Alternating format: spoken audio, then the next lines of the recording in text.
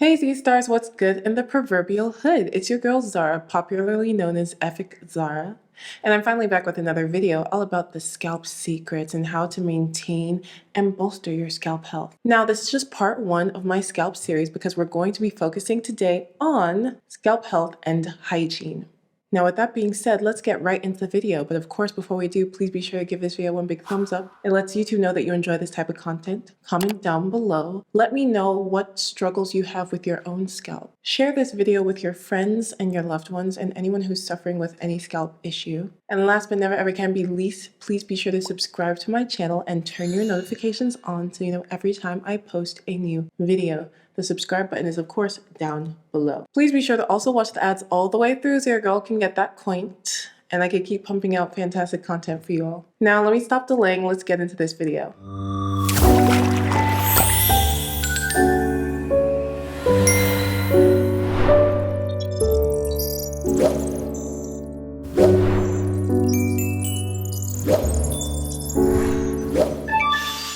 Now, many of you have been asking for this type of video, but I knew I couldn't just put it into one singular video, and I don't even think videos are enough to cover this particular topic, but we're going to get into that soon. Now, I'd like to start off first with the hallmarks of a healthy scalp. You can classify your scalp as healthy if it meets all of this criteria.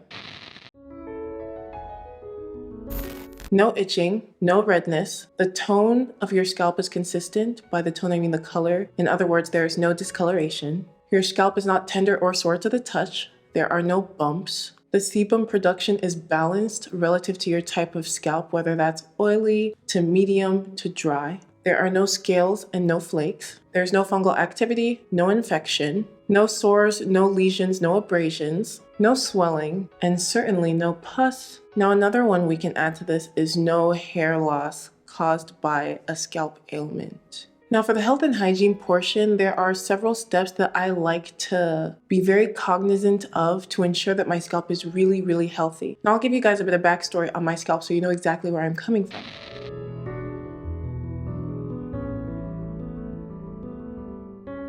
My scalp is naturally quite dry, naturally very sensitive. Now, I'm a pretty tall young woman, 6'2" to be exact. So my circulation is not as good as somebody who's a bit shorter, you know what I mean? So it's easy for my scalp to maybe have soreness at the crown, the uppermost part of my body, and my limbs also don't always get enough circulation, so I have to be really on top of that. Now, aside from that, my hair is very, very dense, which means it's really easy for my hair to stay wet for too long, for my scalp to not necessarily get as clean as it's supposed to, and etc. Now, with that being said, the first step I like to take is to chemical exfoliate. Now, as somebody who has a sensitive scalp and a very dry scalp, this has been an integral part of my routine. And this is something that a lot of people take for granted. Now, in order to maintain a healthy scalp environment, it's important to make sure that all of the debris, the dirt, the buildup is completely off of your scalp. Now, debris also includes dead skin, and loosening dead skin sometimes is a bit challenging manually because the intracellular glue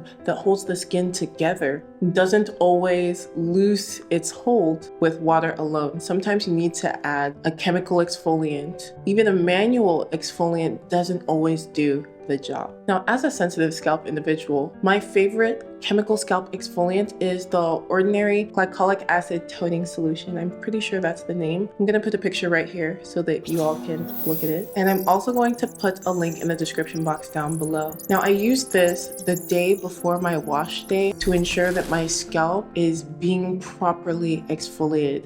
This really helps to, again, loosen the dead skin cells, remove debris, remove built up oil, and any other kind of buildup. It even kills bacteria and has antifungal properties. So for someone like me who is more prone to fungal overgrowth and bacteria as a result of my very, very dense scalp environment, this is an essential part of maintaining my healthy scalp. Now, depending on your scalp type, of course, you're going to make use of different types of exfoliants. As somebody with a dry scalp, glycolic acid loosens my dead skin again, and it helps me to produce more sebum because it goes into the follicles to deeply cleanse and remove dirt and any caked oil. This has actually helped my scalp to be a lot less dry and as a result, a lot less itchy. Now, step number 2 is shampoo. Shampooing is so important. There's some people that are like, yeah, guys, I only co-wash my hair. First of all, that could never ever be me. I tried that. I tried to do the whole curly girl method for like maybe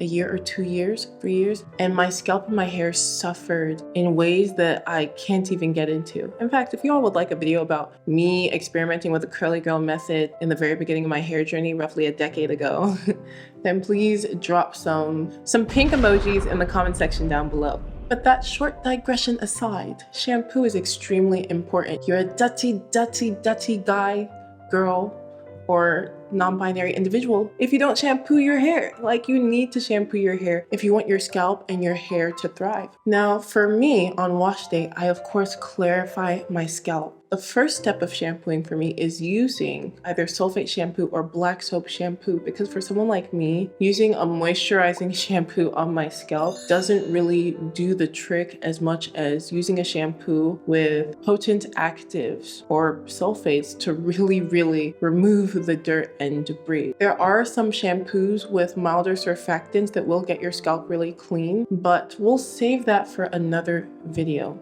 I also make use of active shampoos for my dry scalp and my scalp that is more prone to fungal activity. So for me, Nizoral shampoo is amazing because it's an antifungal shampoo that kills fungus, of course.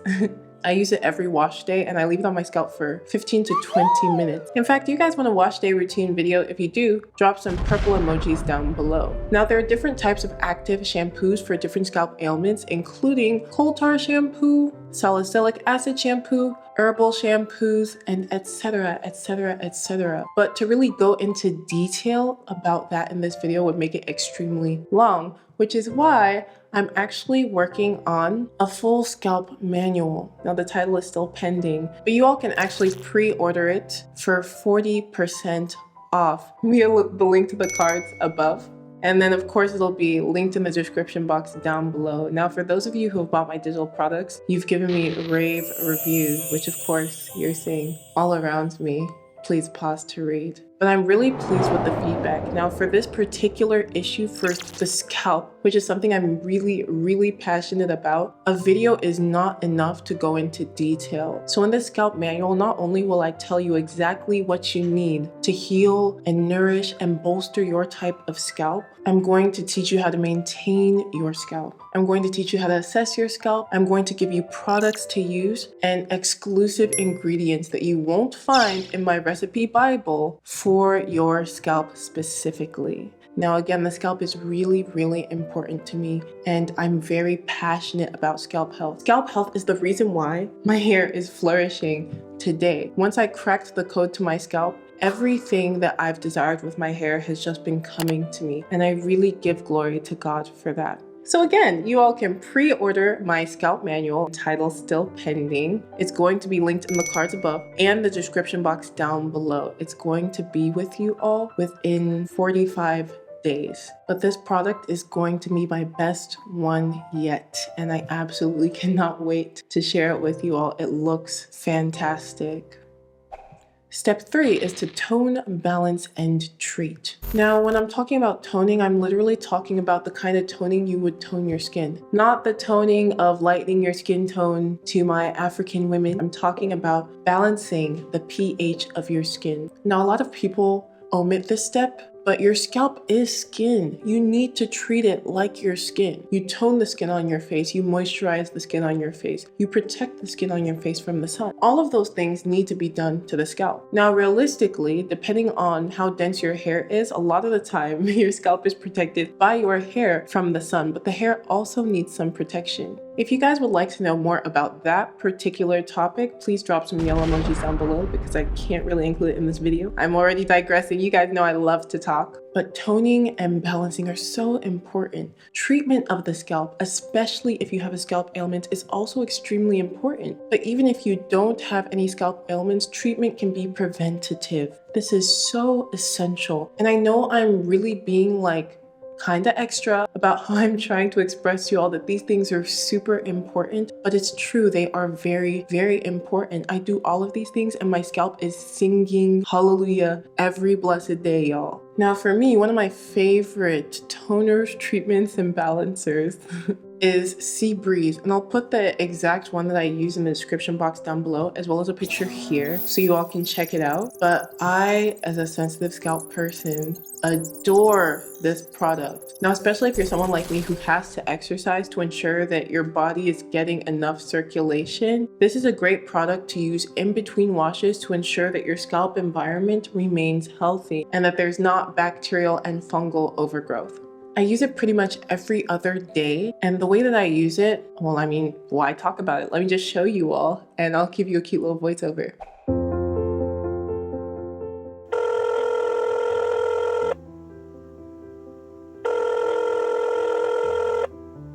Hey friends, I'm going to offer you a quick description so you can enjoy these visuals. Now I'm applying a generous amount of the Sea Breeze to my scalp and using the pads of my fingers to gently massage it all over. My scalp is very tender, so I don't want to cause any tension, any stress, any real friction. I just want to make sure that the product is all over my scalp and that my scalp is a bit stimulated to encourage blood flow.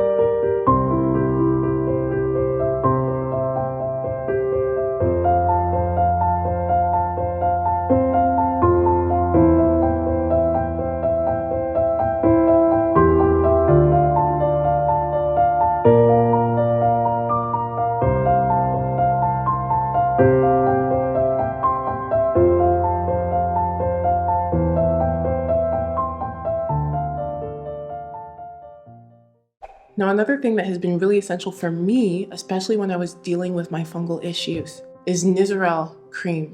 Now, I talked about going bald in a particular part of my head. It was absolutely horrible, but my hair's come a really long way. And again, I'm so grateful to God because I didn't think I would be able to recover, but through prayer and a lot of research, I've been able to discover exactly what works for my head of hair.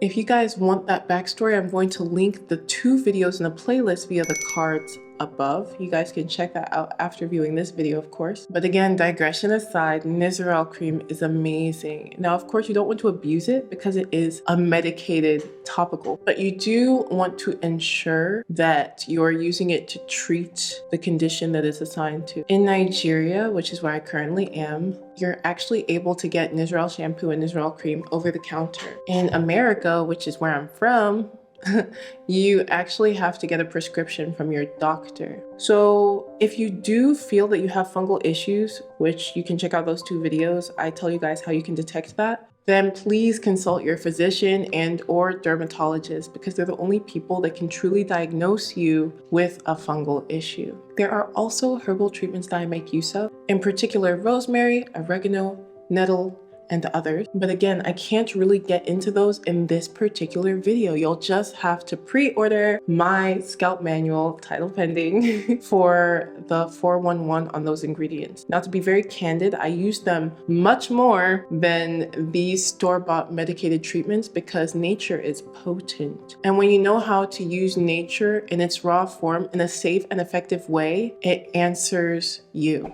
Now, step number 4 is eat a balanced diet. This is a lot more important than people think it is. You need to eat well and eat a rich diet that encourages sebum production and scalp health. Now, I talk more about nutrition in this particular video, which I'm going to link in the cards above. I'm also, actually, let me just link it in a playlist so that you guys can check out the videos where I go more in depth about that kind of thing. But it's really, really, really important to ensure that your nutrition is on point. Now, this includes consuming omega-3s, probiotics, leafy greens, iron-rich and vitamin D-rich foods, and many more. Now, if you all would like a full-scale video about nutrition, please drop some red emojis in the comment section down below, but nutrition is something I'm really passionate about, not just for maintaining my hair and my scalp, but also maintaining my skin and my general body, because you know, in this life you got to be a fine girl, period poo. But a lot of people take this for granted and will discover that their scalp issues, especially fungal and bacterial ones, can be solved by incorporating probiotics, by making sure that their gut is really healthy. Drinking water, if you have a very dry scalp, can actually help moisturize your scalp from the inside out. Ensuring that you're taking your omega-3s and again, your probiotics, if you have a very oily scalp, will actually help to balance the oil on your scalp. And the same with a dry scalp. You'll find that the oil production will regulate itself if your internal organs are well kept. All of the foods, all of the vitamins, all of the nutrients placed on this earth are for us to consume, and it's so essential to consume them in the right quantities so that your body will display that. I'm so excited to finally present to you my 16-page hair growth calendar. It comes in 4 different variants: the low porosity, high porosity, sensitive, dry, and or troubled scalp, and no oils, no butters, with the addition of a 5th variant, neutral to medium porosity. If you struggle to pin down a routine, this is the solution for you. I can't wait to do this challenge with you all. Step number 5, listen to your scalp. That's it. And that's the whole title.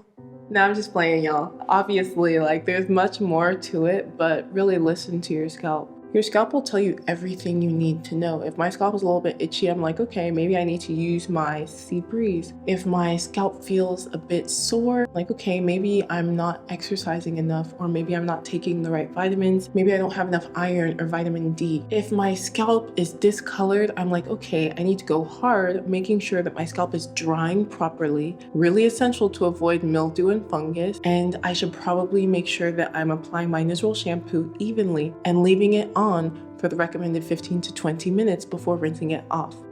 Prevention is better than a cure, so listen to your body before things become so horrific that you can't even handle it. If you have an oily scalp, avoid using oils and butters on your scalp. Don't let conditioner touch your scalp. I would recommend using oils and butters only if you're using them to pre-poo or as a double cleansing process. Salicylic acid is also great for cutting through oil. So though I use Sea Breeze as somebody who has a sensitive scalp, it's also great for people with oily scalps because it could help reduce the oil production and reduce the oil on your scalp. For a normal scalp, use oils at your discretion. If your scalp produces sebum, maybe you should avoid using oils towards wash day. You might use them a little bit or sparingly in the beginning of the week or your wash cycle. But I would not recommend using them too frequently because you don't want to cause scalp irritation and or clog your pores. If you have a very dry scalp like me, then use glycolic acid. It might help improve sebum production. And one of the ways it does that is by removing dead skin from the scalp. It also helps moisture penetrate deeper into the scalp. If you have psoriasis, eczema, dermatitis, or any serious scalp ailments, including fungal infection, you should probably, aside from consulting your physician and dermatologist and using the medications that they prescribe, see what's going on internally and apply things like aloe vera and other soothing herbal treatments to your scalp. Now again, I can't go into extreme detail because this video would be very long, but all of that is going to be in my scalp manual in abundance. And if you can't wait and you'd rather just like have solutions now, then feel free to check out my current publications. They're linked in the description box down below. And I'll insert a short description so you understand exactly what they do for you. Please be sure to purchase my recipe book, which again is linked in the description box down below and is located in the top right corner. So be sure to check it out. I'm so excited to share it with you all. It's a really beautiful book and it's full of all the recipes that I've used to grow and thicken and strengthen my extremely beautiful natural hair.